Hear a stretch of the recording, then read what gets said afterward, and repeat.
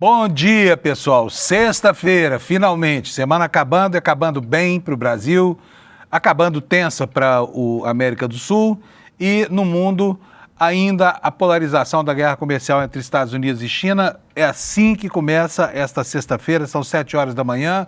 Hoje é dia 17 de outubro de 2025 e eu sou o Fábio Panunzio. E na próxima hora nós vamos repassar o que aconteceu ao longo do dia de ontem, antevendo no que for possível o dia de hoje. E as manchetes hoje são as seguintes. Olha, ontem aconteceu o tão esperado encontro entre Marco Rubio e o chanceler Mauro Vieira. E foi um encontro considerado numa nota conjunta como muito produtivo por ambas as partes, o que deixou sem voz, sem fala, sem discurso, os dois traidores da pátria que estão lá nos Estados Unidos fazendo o que podem para atrapalhar o nosso destino, né? Paulo Figueiredo e Eduardo Bolsonaro, ou seja, Sancho Panza e Dom Quixote, que me desculpe aqui o Miguel de Cervantes, que é um escritor brilhante, tem talvez a obra mais importante da literatura mundial, mas a tosquidão desses dois personagens é algo que chama a atenção, porque eles continuam movendo uma guerra insana, e daqui a pouquinho eu vou falar sobre isso. Tem uma passagem no Dom Quixote que é muito interessante, acho que capítulo 22, quando eles se encontram no meio da caminhada louca do Dom Quixote, com presos que estão sendo conduzidos para as galés do rei da Espanha, né? Vão virar remadores lá, porque foram condenados ladrões, um deles é poeta, enfim. E o Dom Quixote se mete numa enrascada, porque ele, muito contrariado com o sistema de justiça, ele liberta os presos.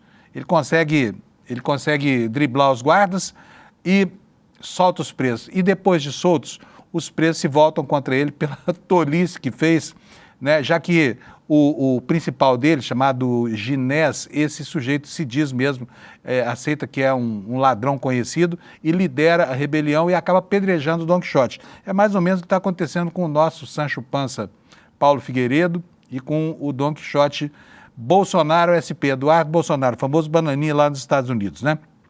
Mas, enfim, a química continua rolando, a petroquímica, segundo o Lula, né?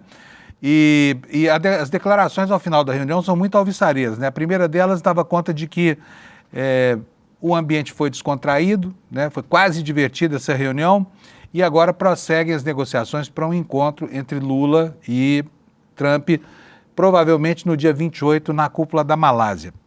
Ao mesmo tempo em que Brasil e Estados Unidos se aproximam, Estados Unidos e Venezuela se afastam, né? Porque manobras militares norte-americanas no Mar do Caribe, muito perto da capital da Venezuela, são uma verdadeira afronta, né? Uma ameaça permanente ali no calcanhar do Maduro, que o Trump não esconde, quer ver fora do governo da Venezuela. Gente, aqui tratando dos assuntos internos, nós temos hoje no site do ICL Notícias, vocês vão ver já, só deu a Amanda Miranda, nossa repórter lá em Santa Catarina, que não se cansa de denunciar os malfeitos dos bolsonaristas daquele estado, que não são poucos, né? Ontem, a deputada federal Ana Lima, a deputada do PT lá de Santa Catarina, protocolou uma representação na PGR contra quem? Júlia Zanata e Zé Trovão. Por quê? Porque estão traficando dinheiro para uma empreiteira que faz obras não só no município de Laguna, mas em vários municípios catarinenses. E daqui a pouco, a autora da denúncia, Amanda Miranda, vai estar aqui contando para a gente o que foi isso. E, ao mesmo tempo, a Amanda vai falar também sobre aquele espetáculo que aconteceu numa pequena cidade lá de Santa Catarina também, que contratou Zezé de Camargo e Luciano para um show por R$450 mil. E nesse show, o Zezé de Camargo fez lá um pequeno discurso a favor da anistia, uma coisa totalmente extemporânea. Sabe quanto custou? 450 mil, e isso é mais de metade de toda a verba de cultura desse município, tá? Daqui a pouco a Amanda conta pra gente. E hoje nós vamos ter o Lula, Costa Pinto, falando sobre a leitura de Maquiavel pelo presidente Lula. Finalmente aplicou punições aos infiéis, né? Está aplicando punições aos infiéis. Por enquanto, o que se sabe são apenas 2 demissões nas diretorias da Caixa Econômica Federal, mas podem chegar a quase 400 essas demissões, né? E você vai ver como o Instituto Data Alex, Sedilex, é profícuo e eficiente nas suas previsões. Ontem nós erramos muito, mas hoje não erramos nada. Bom dia, Alex. Bom dia, Panunzio. Bom dia, comunidade. Então, Panunzio, ontem foi 100% de acerto. Então, nesses 10 jogos, assim, a gente acertou 5. Então, a gente manteve na média de 50% de acerto aqui do Instituto, hein, Panunzio? Vamos nessa. Tá bom. Tá Nossa ótimo. meta é essa mesmo, né? 50% significa ou é ou não é. Isso né? mesmo. Então, mas só que nós temos que explicar a maneira, a nossa metodologia para as pessoas, né? Porque a gente toda vez divulga uma pesquisa tem que falar de metodologia. E a metodologia do Alex é aquela metodologia chamada copo meio cheio, copo meio vazio. Porque no programa de ontem nós tomamos uma surra da gente mesmo. Sim. A gente errou quase tudo, deu 20% de acerto só. Isso, foi uma vergonha, eu não acreditei. De 7 a gente acertou Palmeiras e Mirassol, erramos todo o resto. O Alex ficou tão chateado que hoje foi preciso eu passar na casa dele para buscá-lo para vir fazer o programa, senão ele não viria. Isso mesmo, senão eu Mentira. estaria em casa. Mas vamos lá. Bom, e aí ontem ele fez uma série de previsões, como vocês devem se lembrar aqui na abertura do programa, e você vai ver que ele acertou todas, ou seja, 100% de acerto. Muito melhor que muito instituto de pesquisa de verdade por aí, que também erra muito, né, Alex? Mas Isso a gente mesmo. pelo menos admite os erros. Então vamos botar o VT de ontem? Bora. O Alex prevendo os resultados da rodada da noite, tá? Ontem às 7 da manhã. Roda aí, Alex. Bora. Opa. Opa. Do Grêmio contra o São Paulo. Ó. Fluminense e Juventude será uma vitória do Fluminense. E no clássico Bavi, entre Vitória e Bahia, eu creio que o Vitória vai sair vitorioso desse confronto, Panunzio. Ô, Alex, mas faltou o primeiro. Põe de novo aí pra gente ver qual foi o resultado do primeiro. Vamos lá. Pera aí que entrou truncado. Foi. Grêmio e São Paulo será a vitória do Grêmio contra o São Paulo. Grêmio. Ó. Fluminense e Juventude. Foi, Panunzio. Bom, beleza. Então vamos lá. Agora, e o que foi que aconteceu de verdade, Alex? Então, Panunzio, ontem algo surpreendente, eu não sei o que aconteceu, que a gente conseguiu prever tudo. E ontem o Grêmio ganhou de São Paulo 2-0, 2 gols do Caio Vinícius. O Fluminense ganhou de 1-0, teve muita confusão ali no final do jogo. Os jogadores do Juventude saíram do jogo ali, se retirar da partida, porque houve alguma polêmica, porém eles não entenderam muita regra. E o Fluminense ganhou de 1-0 o gol do Thiago Silva ali contra o Juventude. E no clássico Bavi, Panunzio, esse estava difícil, porém com a nossa análise, nossas experiências aqui no mundo do futebol, a gente conseguiu acertar 2-1, ganhou fazendo gol ali no segundo tempo. E o Vitória conquistou essa vitória no clássico baiano ali contra o Bahia, Panunzio. Muito bom. Olha, a Lúcia Fernandes aqui na nossa área de comentários está dizendo assim, bom dia, Alex. Segunda-feira vou aceitar seus parabéns pela vitória do Flamengo, hein? Isso aí não vai acontecer não, Panunzio. Pois é. Gente, então é isso. DataLex, SEDLex é um instituto de pesquisa que tem a honra de vez em quando acertar tudo, mas de vez em quando também erra tudo. Então, na média, nós estamos indo aí mantendo a nossa tradição aqui de 50% de margem de erro, né? Você já sabe, porque a nossa metodologia é muito simples. É um instituto cujas rodadas levam em consideração apenas a opinião de um entrevistado, que é o Alex, que também faz a tabulação, confere os resultados e depois vem aqui pedir desculpa pelos erros, que são muito comuns, infelizmente. Isso mesmo, Panunzio, lembrando que eu já vou dar um palpite aqui, não estava programado. Palmeiras e Flamengo falam que é uma final antecipada, mas eu acho que é mais um jogo que vai ter no campeonato, vale apenas 3 pontos. O Palmeiras vai ganhar de 1-0 o gol do Andrés Pereira e vai seguir ali rumo ao título, Panunzio. Tá bom, hein? Sem a nossa audiência aqui tá revoltada com isso, viu? O pessoal tá revoltado demais. Mas... Gente, eu vou contar uma coisa para vocês. O Alex só faz essa tabela, mostra ela aí. Mostra ela aí, Alex. Foi. Por quê? Porque o Palmeiras está lá na ponta, tá vendo só? Porque se tivesse o Corinthians lá, tem certeza que essa tabela não apareceria aqui. A gente faria um jeito do Palmeiras estar na frente, Panunzio. Eu erraria de qualquer forma ali. Não confie na gente quando o assunto é futebol. Eu porque não entendo nada e o Alex porque é palmeirense assumido, tá? Sim, o menos clubista possível. Valeu, Panunzio. Tá bom, beleza. Então vamos continuar, gente? Vamos lá para a previsão do tempo. Hoje o pau tá quebrando no sul do país, hein? Uma frente fria entrando pelo Paraguai, arrebentando aqui. Olha, tá no mapa aqui da previsão. Vou até colocar para vocês, porque hoje nós temos as 3 cores dos alertas de tempo inclemente, de tempo impiedoso, né? Ao mesmo tempo aqui entre o sul do Paraná e a região de Erechim, lá no Rio Grande do Sul, né? Lá no Rio Grande do Sul e no extremo sudoeste de Santa Catarina é que tem a situação mais grave. E aqui é grave mesmo, tá? O que o INMET está falando para a gente? Olha, chuva superior a 60 milímetros. 60 milímetros são 6 centímetros de água sobre o chão, tá? Ou maior até do que 100 milímetros por dia.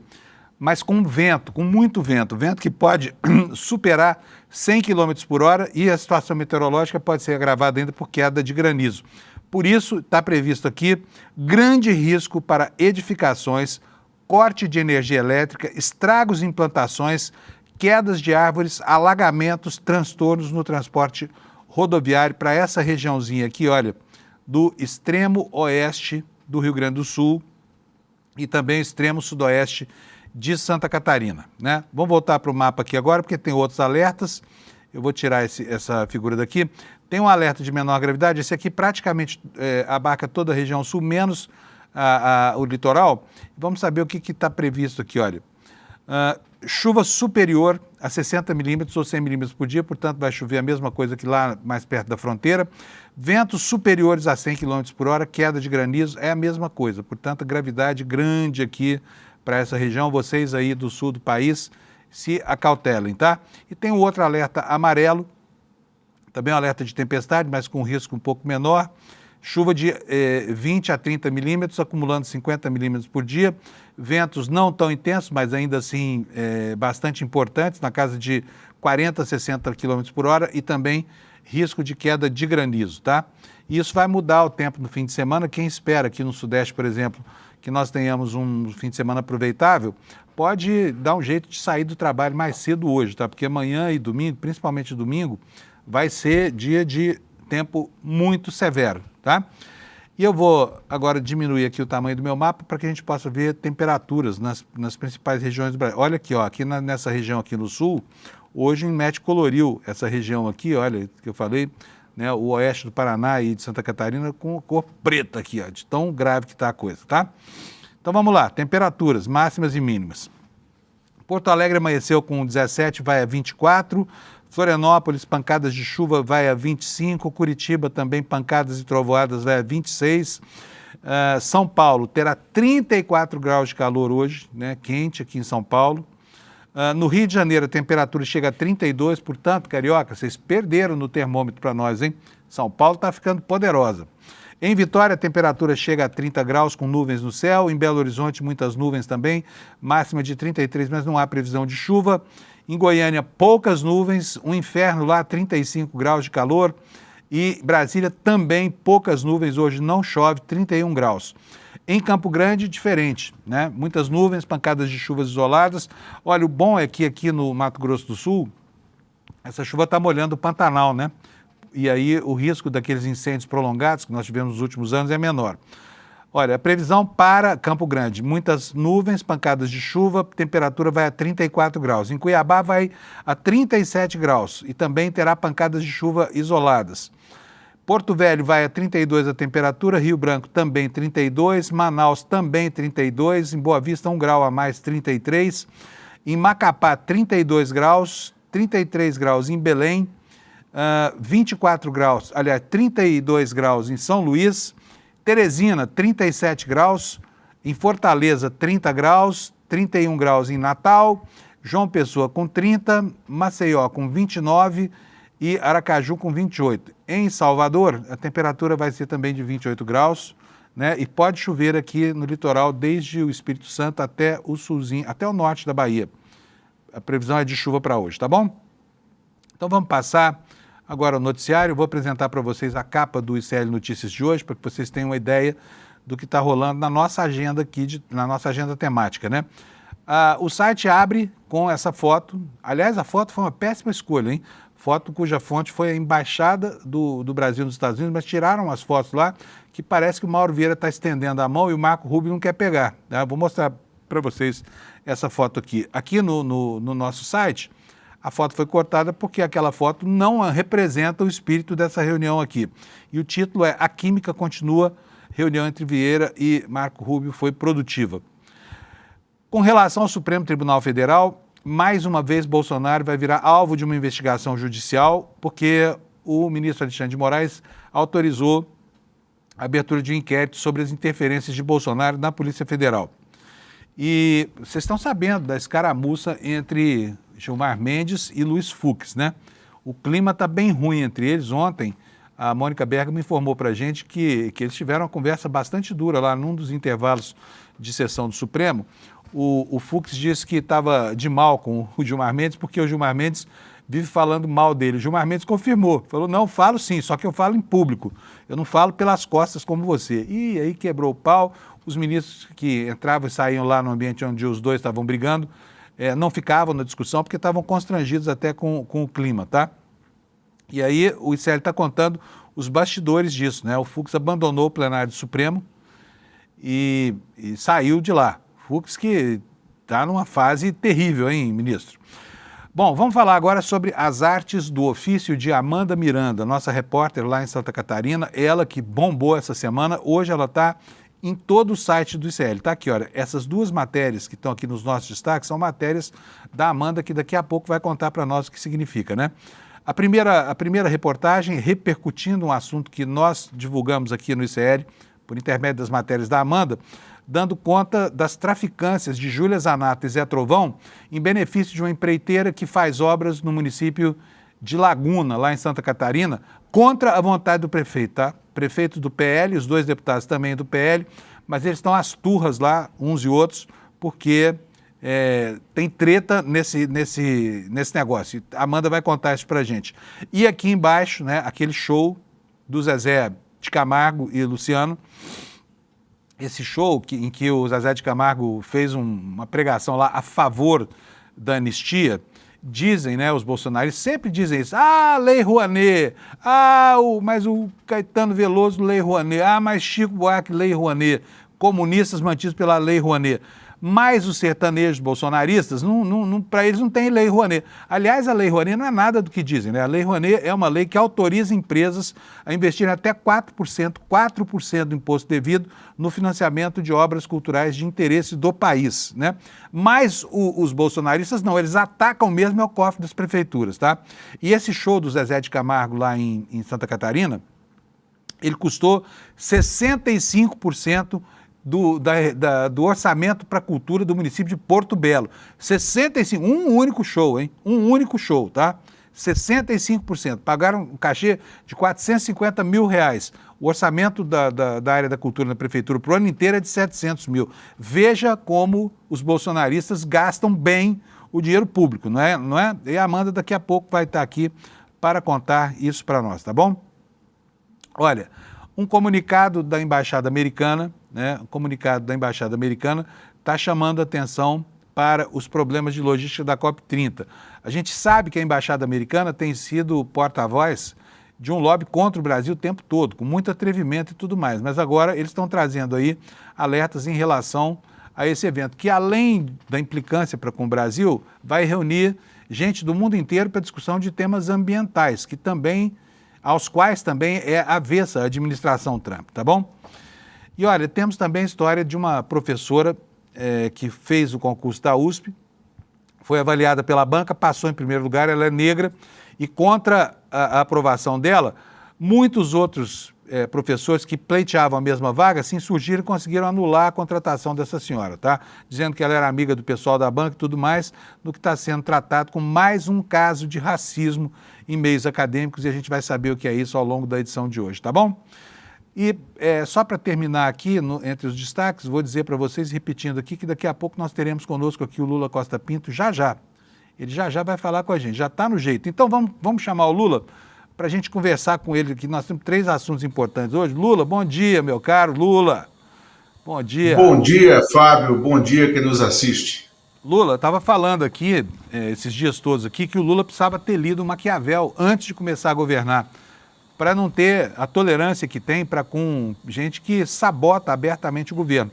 Na semana passada parece que leu Maquiavel, né? E começaram as demissões. A gente soube das demissões de 2 funcionários da Caixa e essas demissões de cargos de confiança nominados por gente da qualidade de um Ciro Nogueira, de um Antônio Rueda, elas podem começar a cair a centenas, né? Conta para nós como é que é o contexto da aplicação dessas sanções do Lula aos infiéis. Maravilha, Fábio. Na verdade, o Lula leu Maquiavel há muito tempo. O que acontecia era, havia muita gente ao lado dele desaconselhando as aplicações, né, das regras, das bulas maquiavélicas, né, para organizar e estruturar o governo. E o que aconteceu essa semana foi que o Lula começou a operar o que deveria ter sido feito há muito tempo. E a primeira grande espanada vertical se deu na Caixa Econômica Federal, aonde neste momento já se contabiliza mais de 40 demissões de diretores, de vice-presidentes e de assessores especiais. Vejam bem, assessores especiais da presidência com salários de até R$ 40 mil, com remuneração de até R$ 40 mil, não concursados, né, dentro da Caixa, e que eram ligados a Ciro Nogueira, a Antônio Rueda, a Arthur Lira, alguns até a Eduardo Cunha ainda, e remanescentes do período em que essa turma do centrão ou da extrema-direita entrou nos órgãos públicos durante o período de Michel Temer, logo depois da deposição da presidente Dilma Rousseff. O mesmo aconteceu na Codevasf. Codevasf, que é o órgão público campeão dessas emendas de influência, das emendas PIX, que são dotações orçamentárias obrigatórias, como as reportagens da repórter Amanda Miranda vêm revelando em Santa Catarina, e que no caso da Codevasf se reproduzem em todo o país. A Codevasf, que ganhou uma abrangência nacional, existe escritório da Codevasf, que é Companhia de Desenvolvimento do Vale do São Francisco e Parnaíba, Rio Parnaíba, tinha uma abrangência regional na região da Sudene, no Nordeste, que abriga todo o Nordeste, Minas Gerais e Espírito Santo, e hoje a Codevasf abrange todo o país, vai do Acre a Recife, descendo para Goiânia, Palmas, né, e aonde há escritórios e aonde se executam emendas orçamentárias dessas emendas obrigatórias, essas emendas impositivas que são colocadas no orçamento da União. Né? Então, também houve uma vassourada na Codevasf, no Banco da Amazônia, na Sudene, né? Está havendo um processo semelhante ao da Caixa no Banco do Brasil.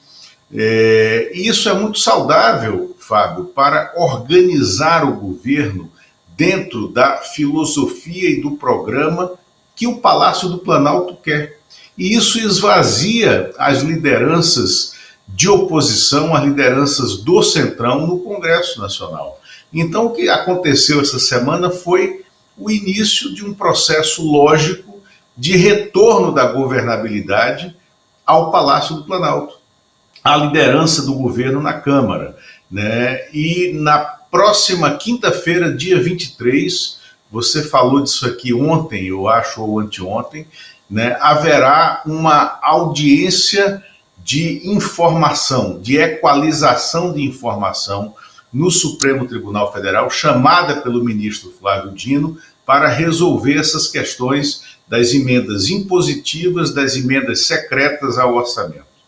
Muito bom. Lula, outro fato muito importante, e aqui eu tenho chamado a atenção todo dia de manhã, para a proximidade entre esses eventos e a cidade que vai sediar a COP, né, que é Belém do Pará, está a 2.000 e poucos quilômetros de Caracas, capital da Venezuela, e tem aviãozinho dos Estados Unidos, aviãozinho não, aviãozão, né, bombardeiro B-52 rodando ali. Mas eu quero ler para você, porque a despeito dessa preocupação no campo da diplomacia, porque isso pode sim, efetivamente, criar consequências aqui no Brasil, criar essas por aqui, nós tivemos ontem, finalmente, a reunião entre Marco Rubio e o chanceler Mauro Vieira, e foi muito bom o resultado. Houve um comunicado conjunto, vou até mostrar para vocês aqui, vou botar na tela, porque eu quero ler uma nota curtinha. Está aqui, olha, declaração, bota aí para mim, Alex, por favor. Declaração conjunta do ministro das Relações Exteriores e do representante de comércio dos Estados Unidos. Foi publicado em inglês, em português, lá e cá, tá? Então, o teor é o mesmo. E a nota diz o seguinte: hoje o secretário do Estado Marco Rubio e o representante de comércio dos Estados Unidos, Jamieson Greer, se reuniram com o ministro das Relações Exteriores do Brasil, Mauro Vieira, e mantiveram conversas muito positivas sobre comércio e questões bilaterais em andamento. O secretário Rubio, o embaixador Greer e o ministro Mauro Vieira concordaram em colaborar e conduzir discussões em várias frentes no futuro imediato, além de estabelecer uma rota de trabalho conjunto. Ambas as partes também concordaram em trabalhar conjuntamente pela realização da reunião entre o presidente Trump e o presidente Lula na primeira oportunidade possível. Essa primeira oportunidade é já na semana que vem, no dia 24. Agora, o que eu quero mesmo te mostrar, Lula, é isso aqui, olha. É como eu tenho maior apreço pelo Cervantes, tá? E pelo Don Quixote. Não estou depreciando, não. Sei da importância dessa obra literária.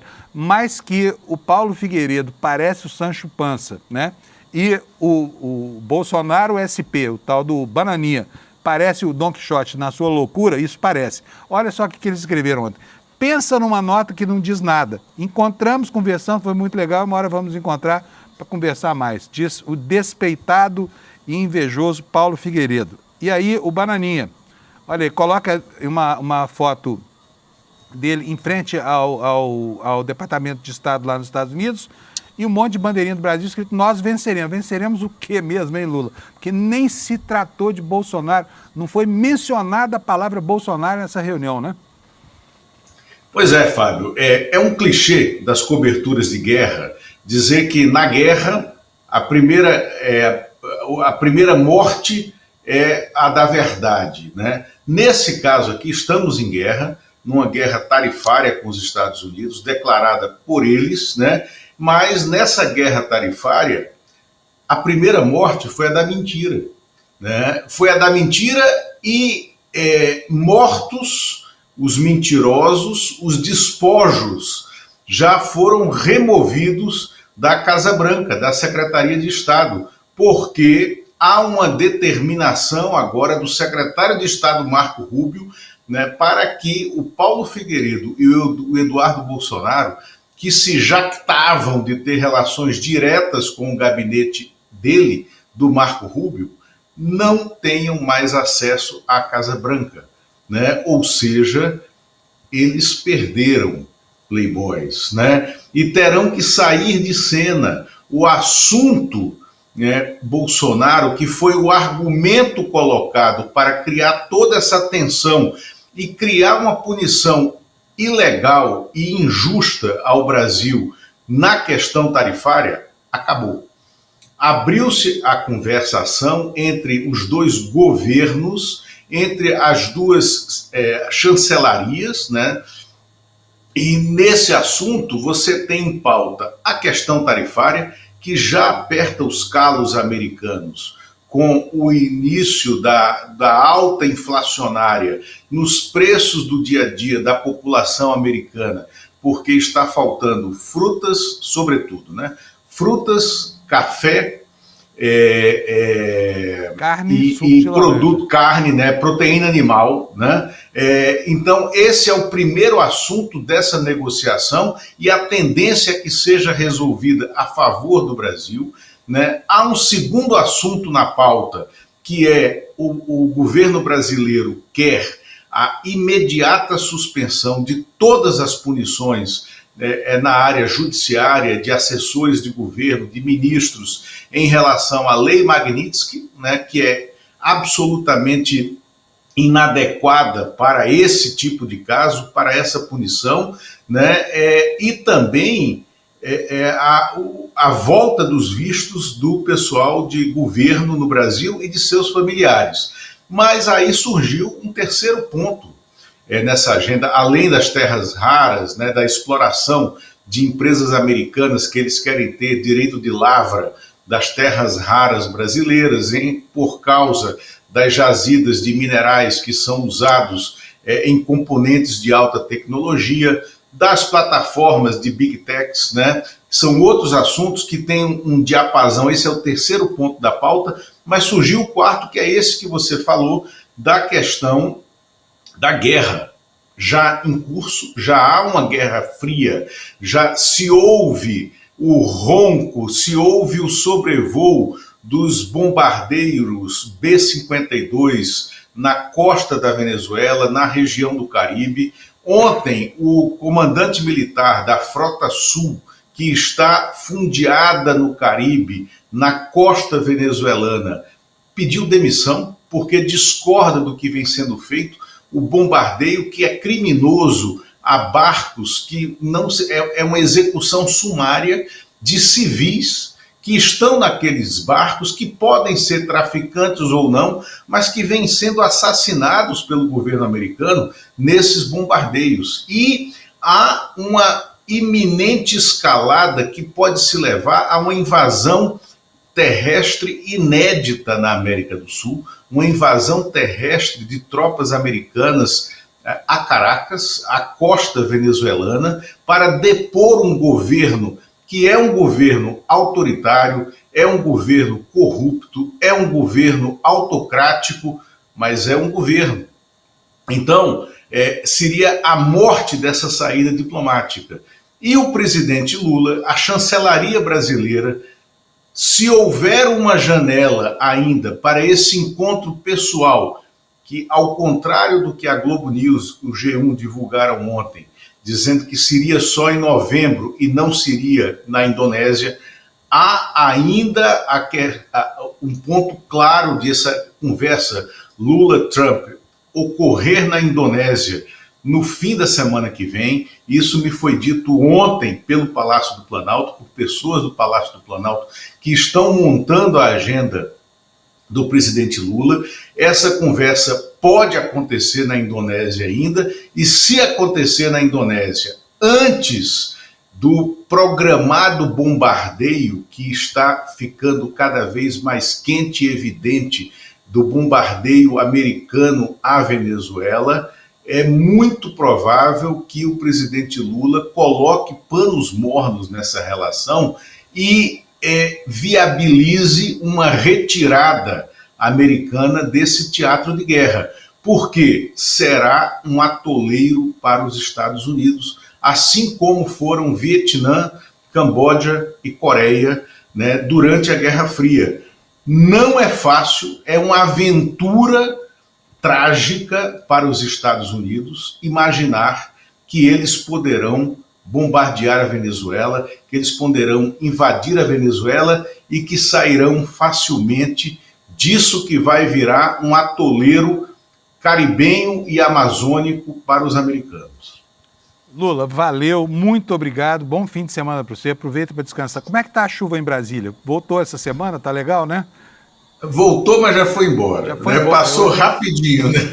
Mas vai chegar de novo, tá vindo uma frente fria power aí vindo do Paraguai.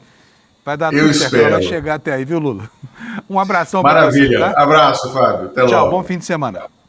Gente, olha, tudo isso que o Lula falou tá hoje nas capas dos jornais como o New York Times, tá bom? Vou começar mostrando para vocês aqui uma matéria dizendo que, olha, estou aqui com o New York Times, você está vendo na sua tela, né? Aviões B-52 e helicópteros voando perto da Venezuela em demonstração de novas ameaças, né? Está na capa do New York Times, tá? Eu sempre falo aqui, são informações que não são do Partido Comunista Chinês, nem da blogosfera comunista brasileira, é do New York Times. Helicópteros voam perto da Venezuela em demonstração de ameaça. São esses helicópteros aqui, olha, estavam voando ontem a 150 quilômetros da capital Caracas, tá? Helicópteros Black Hawk. Vou ler aqui para vocês o lead da matéria. O governo Trump está aumentando drasticamente a pressão militar dos Estados Unidos sobre o governo Nicolás Maduro, presidente autoritário da Venezuela, que é como eles se referem ao Maduro, com uma demonstração dramática de ameaças aéreas nos últimos dias, enquanto o Pentágono organiza um grande aumento de tropas na região. Na quarta-feira, pelo menos 2 bombardeiros B-52 da Louisiana voaram durante horas ao longo da costa da Venezuela, no espaço aéreo internacional, no que um alto funcionário dos Estados Unidos chamou na quinta-feira de demonstração de força. Os B-52 podem transportar dezenas de bombas guiadas de precisão e também aquelas bombas estupidamente poderosas que foram usadas durante o ataque às instalações nucleares do Irã. Também nos últimos dias, uma unidade de aviação de elite de operações especiais do Exército tem realizado voos no sul do Mar do Caribe, pertinho da costa da Venezuela. Helicópteros pertencem ao 160º Regimento de Aviação de Operações Especiais do Exército e eles realizam missões de treinamento e não formalmente ensaios para uma ação militar dentro da Venezuela, disse uma autoridade americana, falando sobre condição de anonimato. Mas esse mesmo oficial relatou que a presença do regimento, relatado anteriormente pelo jornal Washington Post, pretendia fornecer ao presidente Trump, à medida que ele e sua administração aumentavam a pressão sobre os suspeitos de tráfico de drogas e sobre Nicolás Maduro, o líder autoritário da Venezuela. Ficou meio sem sentido esse parágrafo aqui, mas vocês entenderam, né? O oficial reconheceu que a presença desse regimento, então, é para pressionar o Nicolás Maduro. O que quis dizer esse parágrafo aqui mal traduzido? Na quarta-feira, o New York Times relatou que a administração Trump autorizou secretamente a CIA a conduzir ações na Venezuela, ações de sabotagem. A autorização é o passo mais recente na intensificação da campanha de pressão de Trump contra a Venezuela. Desde o início de setembro, as forças de operações especiais atingiram pelo menos 5 barcos. Hoje, de madrugada, teve mais um, tá? Teve mais um, a gente vai falar sobre isso já. Matando até antes desse último episódio agora, pelo menos 27 pessoas. Autoridades americanas deixam claro em privado que o principal objetivo de tudo isso que está acontecendo, sob o manto, sob a justificativa do combate ao tráfico de drogas, é nada mais, nada menos que a deposição de Maduro, tá? Agora, isso não se faz sem custo. Não se faz sem custo. Por quê? Porque matar inocentes sem provar que as ações cujos alvos são fustigados pela aviação norte-americana é crime, até numa guerra, né? Não se sabe exatamente o que ia nesses barcos, como é que o governo americano chegou a essas informações, ele simplesmente manda detonar e ali os restos afundam no oceano e ninguém jamais vai saber quem estava nos barcos, se o objetivo era traficar drogas, se eram barcos de pesca, o que era aquilo, né? Em função digamos assim, dessa vertente sádica dessas ações trumpistas, isso já começa a gerar inconformismo no alto comando das Forças Armadas. Tanto que um comandante de toda a região sul, inclusive das águas do Caribe, das ações militares na América do Sul, pediu demissão. 1 ano e meio antes de completar um dos mandatos mais importantes, uma das missões mais importantes para os militares americanos. É esse aqui que está na tela, ele se chama Alvin Halsey, e aqui o jornal afirma, está saindo 1 ano e meio antes do fim do mandato, enquanto as tropas dele no Pentágono intensificam ataques no Mar do Caribe, né? E o que é que nos diz aqui, mais uma vez, o New York Times? O comandante militar que supervisionava os crescentes ataques do Pentágono contra barcos no Mar do Caribe, segundo o governo que contrabandeiam drogas, disse na quinta-feira que estava deixando o cargo, quinta-feira ontem. O oficial almirante Alvin Halsey está deixando seu emprego como chefe militar dos Estados Unidos. Chefe do Comando Sul, ele que supervisiona todas as operações da América Central e da América do Sul, embora o Pentágono tenha reunido rapidamente 10 mil soldados na região, no que diz ser uma grande missão antidrogas e antiterrorismo. Não ficou claro por que o almirante Halsey está partindo repentinamente, menos de 1 ano após o início do que normalmente é um trabalho de 3 anos e meio, na maior operação da carreira dele, que tem 37 anos de comando. Mas um atual e um antigo funcionário dos Estados Unidos, ambos falando sobre condição de anonimato, disseram que o almirante Halsey levantou preocupações sobre a missão e os ataques aos alegados barcos de drogas, né? E nesse último ataque dessa madrugada, houve pela primeira vez sobreviventes, porque antes os aviões americanos atacavam e simplesmente matavam todo mundo. Dessa vez não, foi diferente. A coisa não sei se por um descuido ou se por desejo mesmo de deixar, né, testemunhas dessa operação, dessa vez houve sobreviventes. A gente não sabe em que estado eles se encontram. Bom, dito isso, gente, vamos voltar aqui para o Noticiário Nacional. Eu vou chamar logo a Amanda Miranda. Gosto muito quando ela aparece aqui no jornal. Oi, Amanda, bom dia, tudo bem? E hoje, gente, a Amanda está no nosso site inteiro. Todas as matérias hoje são da Amanda, praticamente no site do CL, porque essa semana, aliás, parabéns, viu, Amanda? Ela fez ótimas matérias lá, mostrando primeiro a história da Júlia Zanato e do Zé Trovão, traficando dinheiro lá em Brasília através de emendas PIX para uma empreiteira que, atuando no município de Laguna, fazia obras contra a vontade do prefeito. E aí, né, briga entre irmãos, não é isso, Amanda? e agora isso virou uma representação para se investigar a atuação de Zé Trovão e Ana Raio, ou seja, Júlia Zanata. Vai lá, Amanda, conta para nós isso aí. Bom dia, gente. Bom dia, Desperta. Muito bom estar aqui com vocês de novo. É uma pena não poder estar aqui todo dia, né, te fazendo companhia, mas... Olha, mas se quiser, pode, tá? Se quiser, pode. Eu sei, a gente tem conversado quase que diariamente, eu sei que as portas e as telas estão abertas aqui. É só uma questão de logística mesmo, né? Mas essa questão da investigação, da representação da deputada Ana Paula Lima na PGR, né, no Ministério Público Federal, eu recebo essa notícia com uma dose bem grande de alívio, sabe? Porque quando o jornalismo atua para tentar descortinar questões que estão ocultas do interesse público e do grande público, a gente faz isso para provocar os órgãos de controle, né? Para provocar quem de direito possa estabelecer ações e medidas concretas que nos levem a resolver essas grandes questões. Como eu sou uma cria das redes sociais, né? Eu comecei a formar uma comunidade em torno das minhas apurações junto aos portais da transparência. Volta e meia eu sou questionada, tá, mas e o Ministério Público? Tá, mas e os órgãos de controle?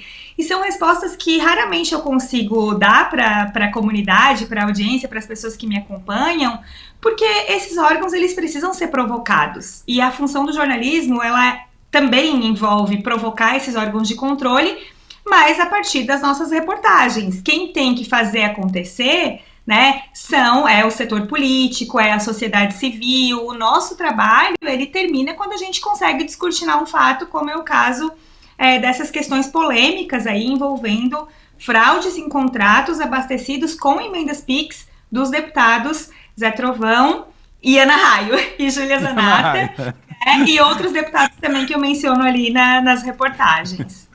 Muito bom. Agora, resume para a gente, Amanda, essa história, para que as pessoas possam entender como é que as emendas, como é que o dinheiro saiu do bolso do contribuinte e chegou até uma empreiteira, né? Uma empreiteira queridinha desses deputados e de muitos outros, né? Porque só dá ela aí em Santa Catarina, não é isso? Uma empreiteira com contratos vultuosos também com o governo do estado, que eu ainda não cheguei lá, eu só vi a soma total no portal da transparência, no nosso governo do estado, que é bolsonarista, aqui em Santa Catarina também, né? Mas, basicamente, as prefeituras contratam as empreiteiras. No caso, a gente está falando de 2 prefeituras que têm contratos investigados pelo TCE, que é o caso de Laguna, e pelo TCU, que é o caso de Canelinha, que é aqui perto da Grande Florianópolis, aqui na região. Laguna é no litoral sul. E essas empreiteiras, elas estabelecem os contratos com as prefeituras, no caso de Canelinha, de forma muito controversa, porque Canelinha impõe ali, quando vai abrir o processo de licitação, que ela só vai contratar empresas que tiverem usina de asfalto a 25 quilômetros. Ou seja, super dirigido, né? Não, se você não tiver sua sede não for na avenida tal, número tal, você não pode participar da licitação. É mais ou menos isso, né? Exatamente. E isso está na investigação do TCU. O TCU pensa, poxa, isso aqui é uma forma de direcionamento, porque só essa empresa pode concorrer. E, ao mesmo tempo, a empresa começa a estabelecer uma série de aditivos nos contratos para aumentar o valor das obras. As obras que tinham um preço X, elas viram o dobro, o triplo de X, em função desses aditivos. E o que é usado para pagar esses aditivos? Verbas de emendas parlamentares que vêm desses deputados. Então, é um modus operandi, praticamente, né, que eu, embora esteja olhando só para essas emendas de Santa Catarina, mas eu tenho uma hipótese muito forte de que isso se repetiu em muitas localidades desse país imenso que a gente tem, né?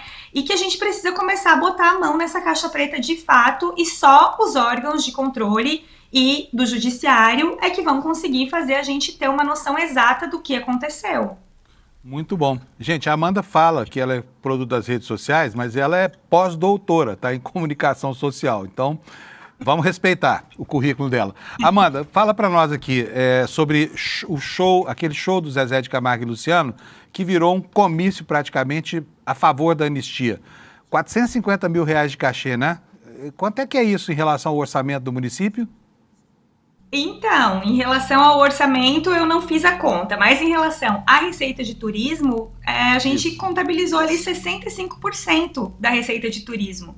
Porto Belo arrecada dinheiro para o turismo com os navios que atracam lá por perto, né? E a previsão de arrecadação para esse ano todo era de R$700 mil.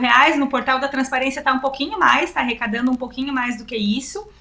Ou seja, muito mais da metade do que foi arrecadado para o município em si, porque tem outras verbas que o município recebe da União também, né? Pode receber de emenda PIX, pode receber também de outras cotas de transferência especial, mas que o município arrecadou sozinho, ele consumiu mais da metade para pagar o show do Zezé de Camargo e Luciano. Eu não tenho absolutamente nada contra investimento público em cultura, muito pelo contrário, eu sou daquelas que quer que a cultura seja muito estimulada e eu sei o quanto os artistas precisam do incentivo do Estado. Mas a gente está falando aqui de mais um caso muito representativo da hipocrisia dos bolsonaristas. Porque lá em 21 de setembro, quando a gente teve aquela manifestação maravilhosa que em Copacabana reuniu grandes astros, estrelas, artistas da nossa MPB, eles foram para a rede social mentir que era a Lei Rouanet que estava bancando aquilo, né? Quando na verdade não tinha R$1 de investimento público. E nesse caso tem muito investimento público, né? E é um investimento aí que compromete a receita do estado, da cidade de Porto Belo, que é uma cidade pequena e uma cidade turística, e a prefeitura não quis me responder como ela vai fazer para investir em turismo agora que ela comprometeu boa parte da sua receita com esse show, né? Vai começar aí uma nova temporada. Porto Belo é uma cidade que recebe turistas do mundo inteiro, porque ela também recebe turistas de cruzeiros, né, de navios. E agora, será que usaram tudo para pagar o show? Fica aí a grande questão, né? Pois é, e a gente precisa sempre esclarecer, porque nunca é demais. Vai que tem algum bolsonarista aqui na nossa audiência, a gente contribui pelo menos com um pouco de informação do universo normal, não do universo paralelo, né? Gente, a Lei Rouanet é uma lei absolutamente séria. Ela permite que as empresas investam até 4% do imposto de renda, né? E ela audita esses eventos. Então, ainda que fosse Lei Rouanet, seria muito melhor do que pegar dinheiro do orçamento de um município pequeno e enfiar todo ele no rabo de um conjunto musical que está pago para fazer proselitismo político, que é o que aconteceu lá. Um comício a favor da anistia. Ninguém no Brasil fala mais de anistia, né, Amanda? E aí vem esse choro. Ah, mas é a Lei Rouanet, né? Então, vamos botar os pingos nos is, né, Amanda? E uma coisa muito importante também, que rodou muito nas redes sociais ontem, eu sou super a favor da Lei Rouanet, né? Eu acho que é um incentivo muito importante e a boa parte das pessoas não sabe ou finge não saber que são as empresas que financiam, né, os produtos culturais, os ativos culturais pela Lei Rouanet. E a Lei Rouanet está também sendo usada para financiar uma das maiores festas populares, que não é mais tão popular, porque hoje ela está muito direcionada para a elite, aqui em Santa Catarina, que é a Oktoberfest de Blumenau. Tá lá a logo do Ministério da Cultura e da Lei Rouanet, né? Então, quer dizer que para alguns eventos ela pode ser usada, mas para outros não, né? E no caso também sempre essa tentativa de distorcerem, de forçarem um discurso de que os artistas que apoiam um governo popular ou um governo de esquerda são artistas que estão sendo pagos, quando na verdade a gente sabe que essas manifestações são espontâneas, porque o nosso campo de artistas da MPB é um campo engajado desde as lutas anti-ditadura, né? Então, acho que foi muito representativo isso que aconteceu aqui, não só por ser no estado de Santa Catarina, que é um berço do bolsonarismo, não só por envolver um artista sertanejo, que é considerado também um campo muito afetado pelo extremismo e pela radicalização bolsonarista, mas especialmente por traduzir essas contradições do bolsonarismo, que eles querem que a gente não invista em cultura, mas se for para investir num sertanejo que usa a camiseta da anistia, daí pode. Porque isso realmente não é investir em cultura. Não é. Concordo, Bom, mas gosto não se discute, não estamos condenando quem gosta de música sertaneja. É o comportamento insidioso desses grupos aí, entendeu? Que abusam das prefeituras e com contratos milionários que muitas vezes prevê a devolução de uma parte do dinheiro que recebem, tá? Num exercício de corrupção que é manjado pra caramba, né? Você lembra dos aviões do forró e outros escândalos que nós tivemos no Brasil? Sempre assim. cachês milionários e uma parte do dinheiro acaba voltando para a mão de quem liberou na prefeitura, né, Amanda? Sim, inclusive, o nosso colega, que tem um trabalho muito legal também no Instagram e no TikTok, que é o Thiago Foltran, que trabalha com informação política também, ele descobriu um contrato recente dessa mesma dupla que ganhou, que numa outra cidade no interior do Paraná cobrou 600 mil. Então, também existe uma diferença aí meio enigmática nos valores, né? De 450 para 600 mil, no fim das contas, Porto Belo pagou menos. Mas vai saber como acontecem essas negociações. A gente não tem licitação para esse tipo de contrato. Então, é tudo muito nebuloso, muito estranho, né? Muito bom. Amanda, parabéns. Hoje a Amanda Bamburro, que está no nosso site inteiro, é tudo matéria dela praticamente, tá? E o trabalho que ela vem fazendo. Só mais uma coisinha, como é que é ser jornalista, ter essa visão crítica do processo político num estado como Santa Catarina, Amanda? Como é que você passa aí os seus dias, hein?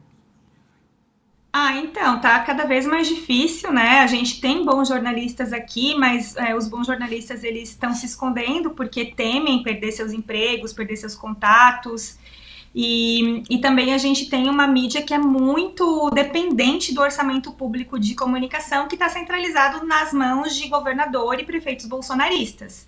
Então, é muito desafiador, né? Eu tenho tentado trabalhar e dar vazão para pautas em que eu consigo flagrar essa contradição do bolsonarismo, mas existem muitas outras pautas que chegam até mim e que infelizmente eu não consigo fazer, porque eu sou uma só, eu não sou uma redação, né? E agora com o suporte do ICL e todo o espaço que eu estou recebendo de vocês aqui, eu consigo dar uma vazão e uma dimensão muito maior para os absurdos que a gente tem. Então também é muito importante essa interlocução, esse lugar na mídia nacional, já que aqui a mídia local ela não tem trabalhado para expor essas contradições, porque é dependente dos recursos desse caixa que é muito influenciado pela lógica bolsonarista. Muito bom. Amanda, um beijo para você, obrigado, bom fim de semana, obrigado por estar presente aqui no Desperta, sempre que você produz alguma coisa muito relevante aí, e a gente espera que isso aconteça com cada vez mais frequência, tá bom? Obrigadíssimo. Obrigada, querido. Obrigada pelo carinho de sempre. Boa sexta para todo mundo. Bom final de semana, gente. Obrigado. Tchau, Amanda. Então tá aí, gente. Leiam no site hoje, no iclnoticias.com.br, as matérias que a Amanda está mandando para a gente, tá bom? Enquanto isso, vocês viram aí, né? É uma idiosincrasia. Esses mesmos moralistas que condenam a Lei Rouanet, que nem é aplicada, né? Para o caso, por exemplo, de artistas como Chico, Caetano e outros que eles deploram, esse moralismo não se aplica a contratações diretas de prefeituras, né? E bolsonarismo é mesmo um posto de contradições, né? E um posto de contradições que no plano do sistema de justiça brasileiro, cada dia que passa afunda mais. Temos aqui uma outra manchete para vocês. Olha aí, Moraes autoriza investigação sobre interferência de Bolsonaro na Polícia Federal. É uma matéria da Agência Brasil, vou ler rapidinho aqui porque tem muita coisa para falar ainda e tempo zero, né? O ministro Alexandre de Moraes autorizou nesta quinta a reabertura do inquérito da Polícia Federal que investigou o presidente Bolsonaro. Ele atendeu a um pedido feito ontem pelo PGR Paulo Gonet. Em março de 22, durante o governo do ex-presidente, durante o governo Bolsonaro, tá? Essa PF, a mesma que está sendo investigada agora, concluiu que não havia ingerência nenhuma e pediu o arquivamento do caso, né? E isso tudo começa depois que Sérgio Moro pediu demissão do cargo de ministro da Justiça e insinuou, né, naquela oportunidade, que havia interferência do Bolsonaro. Depois o Moro, como é um sujeito que não tem nenhuma consistência, enfim, fala hoje uma coisa, amanhã fala outra, o Moro disse que havia essa interferência e isso acabou virando esse caso. E se o Moro falou, então tem que ir atrás mesmo, né? Mas na época a Polícia Federal disse que não havia nada. Agora, no entanto, a vaca está indo para o brejo novamente, tá bom? Vamos mais aqui.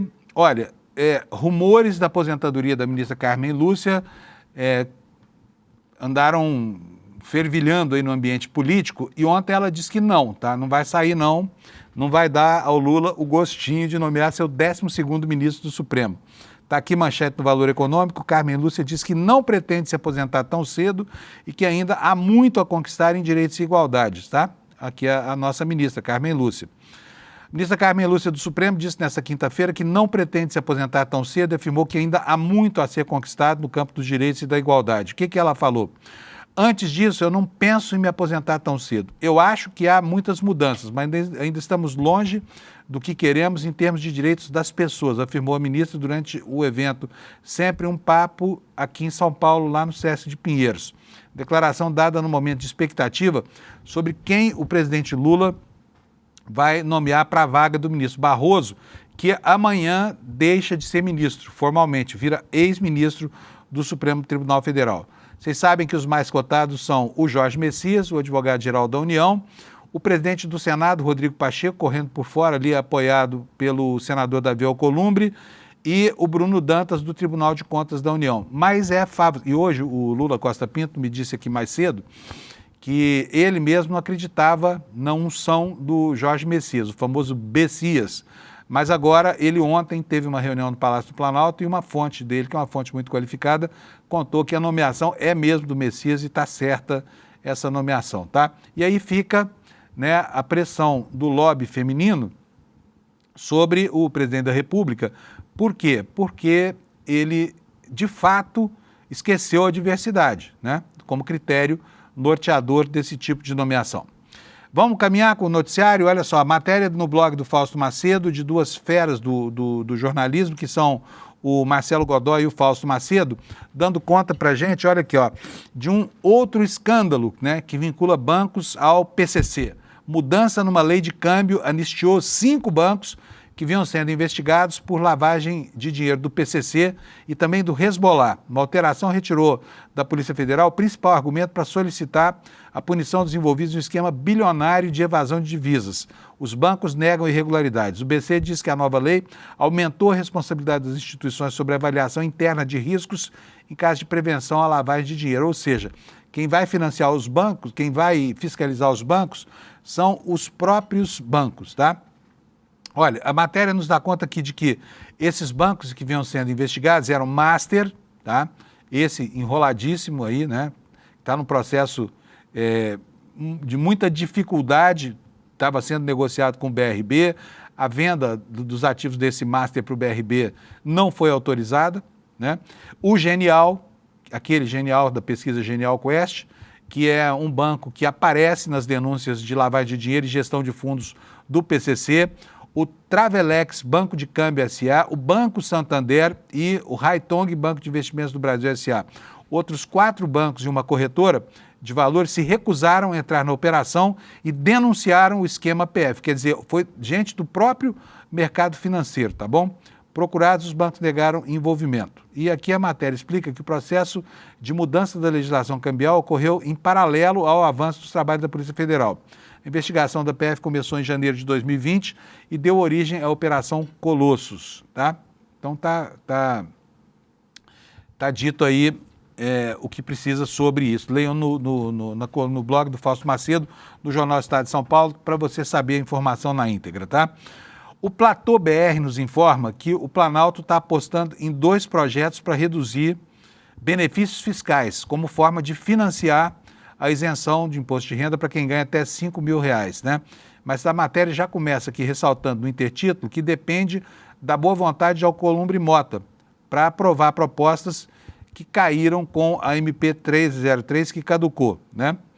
Então, vamos ler aqui um trechinho do lead para você se orientar e eu já preciso começar a ir para o encerramento do programa. Assim que perdeu na Câmara a votação da MP 303, o governo passou a traçar um plano para arrecadar os 35 bilhões. Nessa semana, os 2 presidentes deram sinal de que se empenharão na ajuda, presidentes da Câmara e do Senado. O Alcolumbre adiou 2 votações importantes do Senado para dar tempo ao governo para negociar. Atendendo ao governo, ele atuou para adiar a votação da LDO 2026, que é a Lei das Diretrizes Orçamentárias, e cancelou a sessão do Congresso destinada a apresentar vetos do presidente, que era outro assunto que incomodava profundamente o governo nesse momento. No pacote de vetos estava um projeto que altera regras de licenciamento ambiental de interesse direto do Alcolumbre, portanto, aqui a gente pode enxergar, né, sinais evidentes de um certo sacrifício do Alcolumbre, que virou, talvez, o maior defensor da exploração do petróleo na foz do Rio Amazonas. Mota também emitiu sinais de alinhamento com Lula e recebeu do governo um pedido para acelerar a tramitação de propostas elencadas para compensação. 2 textos que alteram benefícios fiscais foram destacados pelo governo. Um dele, de autoria do líder do governo na Câmara, Josué Guimarães, estabelece a redução linear de incentivos tributários, que pode render 19,7, quase 20 bi em receitas, né? E outro montante ainda não estimado, pode ser assegurado com o PLP 41/2019, do senador Espiridião Amin, que cria critérios objetivos para concessão, alteração, avaliação periódica de benefícios de natureza tributária, tá? E assim, acabou meu tempo, preciso convidar vocês para a festa de aniversário dos 5 anos do ICL. Eu já disse aqui essa semana, né, que a gente está completando esses 5 anos aí, 5 anos vitoriosos e virtuosos, né? E que nós jornalistas, gostamos de celebrar, porque foi exatamente aqui no ICL que a gente encontrou o espaço dos sonhos para fazer um jornalismo que nos permite não ter um script, não ter ordens editoriais, não ter que ler aqueles editoriais odiosos, onde os patrões impõem a sua vontade à guisa, né, da vontade de uma pessoa jurídica, que é a empresa de comunicação. Então nós estamos fazendo 5 anos, é super importante essa data, o ICL já provou que veio para o Brasil e a gente gostaria muito de receber a sua ajuda para o financiamento da nossa atividade. A empresa hoje tem muitos funcionários, são quase 500 funcionários, né? Todos eles trabalhando para prover a melhor informação para você, a mais livre e a mais crítica informação e mais responsável.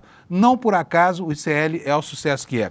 E se você quiser nos dar um presentinho, vai aqui, olha, no despertaicl.com.br, despertaicl.com.br e fica sócio vitalício da gente, tá? Você está fazendo um grande investimento em você mesmo, tá? Porque hoje informação mais do que nunca é uma arma de defesa da cidadania e da vida e da democracia.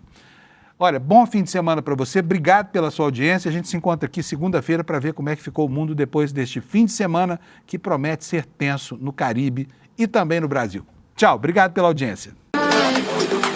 Don't waste my time. Na loja Sou ICL você encontra camisetas, canecas, mochilas e bonés que carregam ideias.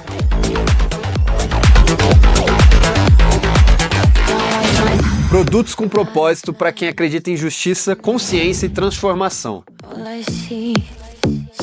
Vista, use, leve a luta com você. Acesse souicl.com.br e escolha o que representa você. ICL, souicl.com.br, tá tudo lá.